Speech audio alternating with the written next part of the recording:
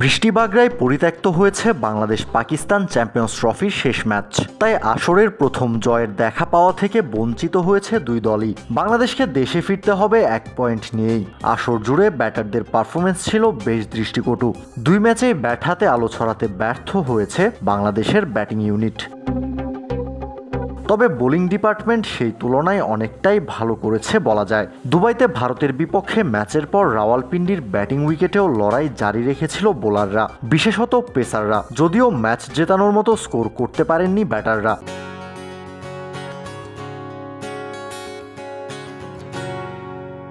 পাকিস্তানের বিপক্ষে ম্যাচ পরিত্যক্ত হওয়ার পর রমিজ রাজার সাথে কথা বলার সময় বোলিং ইউনিটের প্রশংসা শোনা গেছে বাংলাদেশ দলের ক্যাপ্টেন নাজমুল শান্তর মুখে। বিশেষত তাসকিন নাহিদ রানার প্রশংসা করেছেন টাইগার ক্যাপ্টেন। হ্যাঁ, পেসারদের পারফরমেন্সে খুবই খুশি। আমরা সব সময় বোলিং নিয়ে লড়াই করেছি, কিন্তু 2 বছর আমরা বেশ কয়েকজন কোয়ালিটি সম্পন্ন পেসারও পেয়েছি। যখনই প্রয়োজন তখনই তারা পারফরমেন্স করে, বিশেষ করে নাহিদ রানা, তাসকিন আহমেদ ও মুস্তাফিজুর রহমান, এবং এখন আমাদের রিশাদের মতো মানসম্মত স্পিনারও রয়েছে। প্লেয়াররা ভালো করছে। আমি আশা করি প্লেয়াররা সামনেও ভালো করবে, দলের জন্য তারা সেরাটা করে দেখাবে।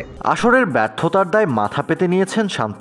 লুকোচুরি না করে জানিয়েছেন ভুলের জন্যই খেসারত দিতে হয়েছে আসর থেকে ছিটকে গিয়ে। তবে ক্যাপ্টেনের প্রত্যয়, সেখান থেকেই শিক্ষা নিয়ে ঘুরে দাঁড়াবে বাংলাদেশ দল। হ্যাঁ, আপনি যদি আমাদের 2টি ম্যাচ দেখে থাকেন, আমরা যদিও 2 ম্যাচেই হেরেছি, আমরা লড়াই করেছি লম্বা সময় পর্যন্ত। আমরা ভুল করেছি, তাই আমাদের খেসারত দিতে হয়েছে। আমরা ভুল থেকে শিক্ষা নেওয়ার চেষ্টা করছি।